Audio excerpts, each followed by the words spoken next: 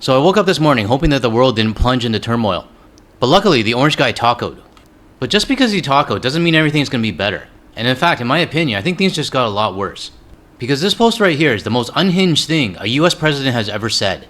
I mean, I don't even think unhinged is a strong enough word. Like, what's the next level for unhinged? Now, there might be a ceasefire right now, his regular standard 2 weeks. But does anybody actually think that's going to hold? I sure as hell don't.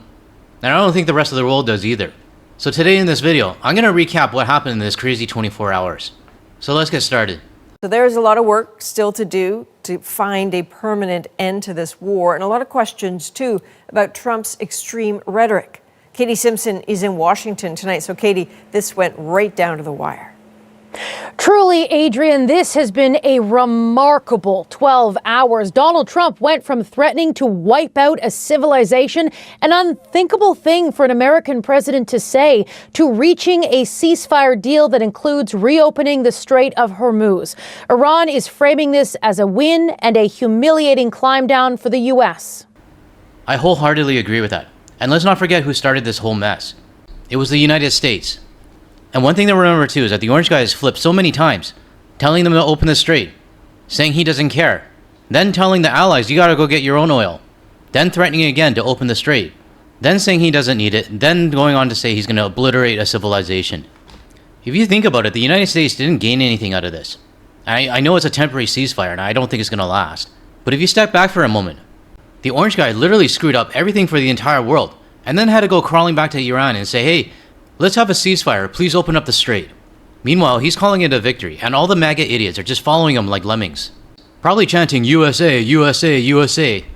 I love using this lemmings clip, but it really does show kind of like what the MAGA following is. The first guy lives, the rest of them die. At the locations the U.S. president threatened to destroy, Iranian state TV showed large gatherings, human chains at power plants, and on bridges too. The regime seeming to dare Donald Trump to make good on his ultimatum. And in the end, he did not. Because he toggled like a little bitch. But I want to go back to this footage right here. These Iranian citizens were willing to die to stand up against the United States. And if the U.S. did blow up the bridge with them on it, the world would know.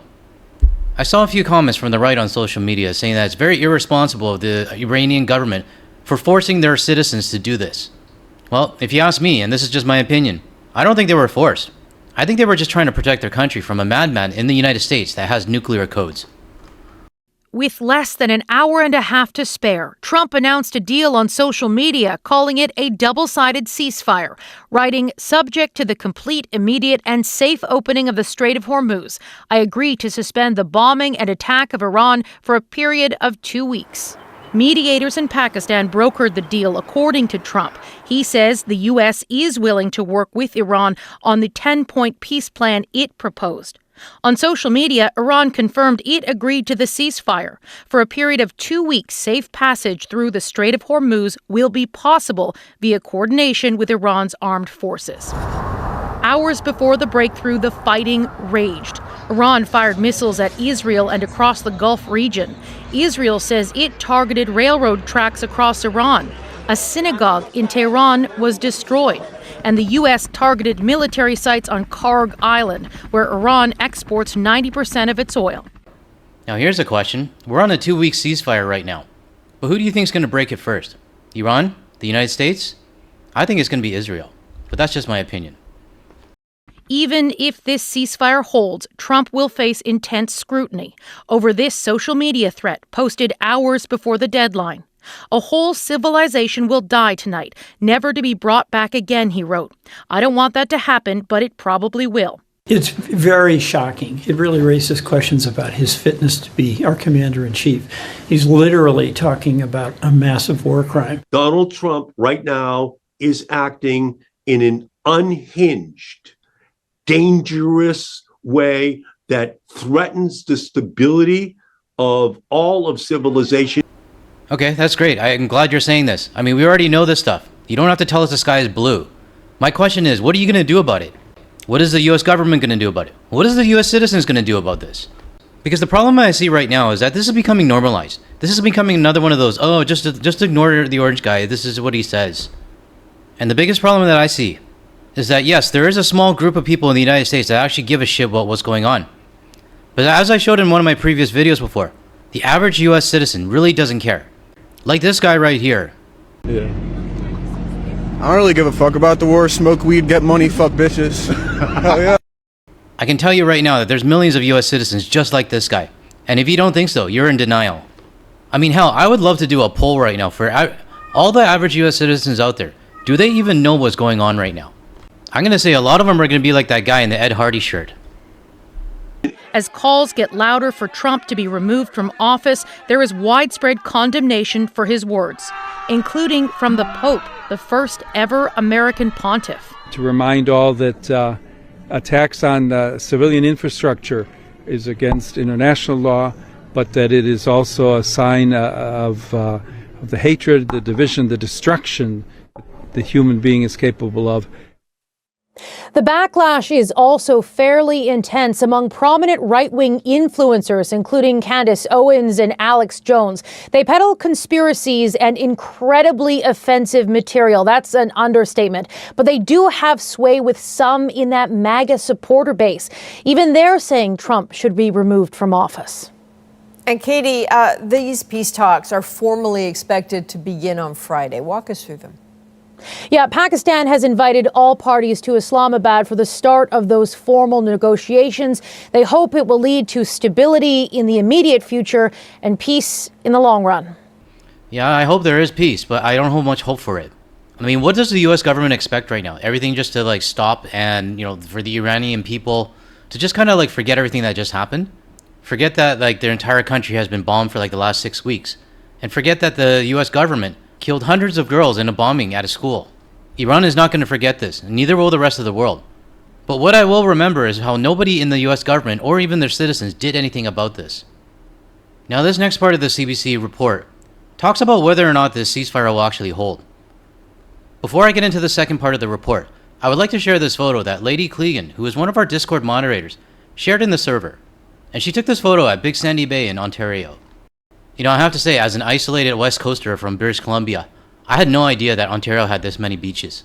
So I want to thank you, Lady Clegan, for sharing this photo in the Discord server, but also another thanks to you, as well as the rest of the Discord moderators, for helping to manage the server for Josh and I. So it's really appreciated. Alright, so let's move on to the second part of this report, where they actually talk about whether this ceasefire is actually going to last.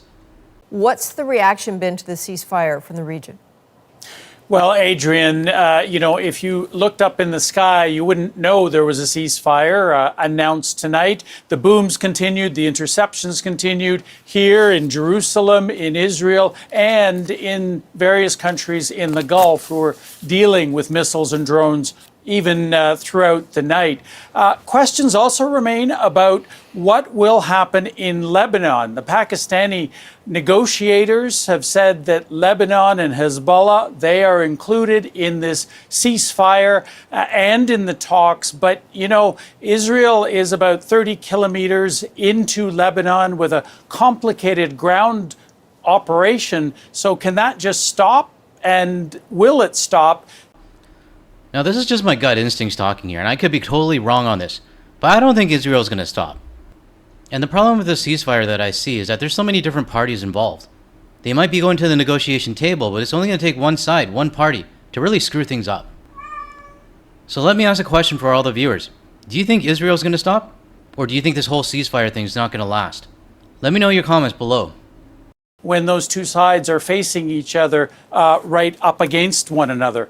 All night long, there was a lot of anxiety throughout this region, throughout the Gulf in particular. People were told to stay home right up until tomorrow. They are breathing a sigh of relief, but they're also skeptical whether this will hold. Yeah, understandably. The ceasefire really just a very first step in the broader negotiations to end this war. But those are likely to be so tricky. That's right. Iran just isn't trusting of this entire process. It's not trusting of Israel or the United States, and it wants guarantees. I don't think anybody trusts the US administration right now, not even their own citizens. But when it comes to Iran and having trust in the ceasefire, I'm with them. I don't trust the US at all. It does not want to see the kind of situation that that's been faced in Gaza. That ceasefire has been on for 6 months now, and yet that fighting, the airstrikes, those have continued almost daily. Iran doesn't want to be attacked again, and it's trying to figure out how to guarantee that that does not happen. In fact, in its statement that was released tonight, announcing and guaranteeing, accepting this ceasefire, it has said that its finger is still on the trigger. Adrian? All right, Sasha, thank you. That's Sasha Petrusek in Jerusalem tonight. And my advice for Iran, keep that finger on the trigger. And I'm not saying this because I want to escalate war. I'm saying it because I don't trust the United States or Israel when it comes to the ceasefire. So now the rest of the world has to wait another 2 weeks to see if a deal can be made. And like, fuck, 2 weeks these days is like 2 years. I mean, hell, the ceasefire could end at any time if the orange guy gets his feelings hurt, or if his dementia escalates and he forgot about the ceasefire. But while the MAGA side out there is probably claiming victory, chanting their stupid USA, USA, USA, there are some sane US citizens that are seeing this for what it really is.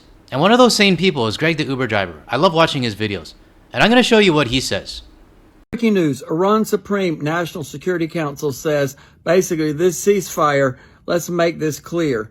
This does not signify the termination of the war. Our hands are still on the trigger. What? What? Yes, this is just a pause. This is not a termination of the war. The war is far from over with in Iran's point of view. Why is that? Iran wants to get certain conditions met first. And clearly, Iran controls the Strait of Hormuz. And we know that Trump wants and needs that open because of politics in the United States and the economic impact it's having on U.S. citizens. Trump is clearly concerned about the impact it's going to have on the midterm elections. What does Iran want? Iran wants a permanent end to the war, not just a temporary ceasefire. They want guarantees that the U.S. and Israel won't start attacking again. They want an end to all attacks by the U.S. and Israel. They want compensation for damages, and they want a broader political settlement. Now, I don't think Iran is going to get any compensation. I mean, hell, the U.S. government can't even support their own citizens. And Iran, I think, is also making it clear they're going to control the Strait of Hormuz. Also said that there would be immediate retaliation for any violation of the ceasefire. So Israel, you need to pay attention to that because you're the one who likes to do that. You know what I'm talking about. The ceasefire with Gaza that's not. The ceasefire right now with the United States, Israel, and Iran is very, very delicate and fragile. Just in my opinion, Iran has taken tremendous punishment. They want to get things back. They're not just going to roll over and play whatever Donald Trump and Bibi Netanyahu want. That's not the way this game's going to work. They're in this for the long haul. Trump caved and backed down to Iran. Iran did not cave to Trump. And watch those Legos. So we definitely have to remember who caved to who. It wasn't Iran that caved. It was the orange guy. And we also have to remember who started all of this. But the thing that really still bothers me is this. The fact that he threatened to obliterate an entire civilization. I mean, at what point is the United States going to do something about this? I mean, the world does not want to see another No Kings protest. We don't want to see another angry Chuck Schumer letter. And personally, I'm tired of hearing the Democratic side say, we condemn this, we condemn it, Like, seriously, fucking do something about it. Because the longer this goes on, the more the US is going to lose their allies, if they haven't already. And it's going to be these people here that destroy your country. Not only MAGA, but US citizens like this as well. I don't really give a fuck about the war. Smoke weed, get money, fuck bitches. Hell yeah. I'm very happy. The Ayatollah's dead. What? Who? What? What is that? Who the is Ayatollah? What have you heard about Venezuela? Venezuela? Nothing. I'm not sure. I barely know what'll be going on in like Tennessee where I'm from. Now, if any US citizens or haters say that this is only a small portion of the United States, you guys are in La La Land. Because what I just showed is the United States. And it's how we, the rest of the world, actually view you. Now, I guess I gotta say it, I'll put my disclaimer out there, I'm not generalizing. I know there are US citizens out there that are the resistance. I mean, hell, maybe I need to put a banner at the bottom of my overlay. Something like this. But I know many of you watching right now aren't gonna be taking offense to what I say. But unfortunately, there are some people that do. And it's actually a kind of a weird split because they are against the orange guy regime, but they also don't like people criticizing their country. So I guess it's a Democrat that still thinks they're like #1 in the world. So if you're going to send me an angry email like what Chuck Schumer does, don't bother because I'm not going to read it. I'll hand it off to the co-host and she can decide if she wants to take care of it or not. But I feel like I've clarified myself enough on my channel, and I'm not going to do it anymore. I know the US citizens that watch my channel, they understand, and I fully support them. But this right here is next level unhinged, which I don't even know if there's a word for it. But something needs to be really done about this, and the rest of the world is waiting. Alright, that's all I got for this video. If you found any value or agree with anything I said in this video, or you want to hear more from a Canadian and international perspective, without the US media bias, make sure you hit that like and subscribe button below. That way you'll be notified of my future videos. Why at the end of the video? Why don't you... And if you want to hear... This is the second time I lost... Alright, I'm just going to end it here.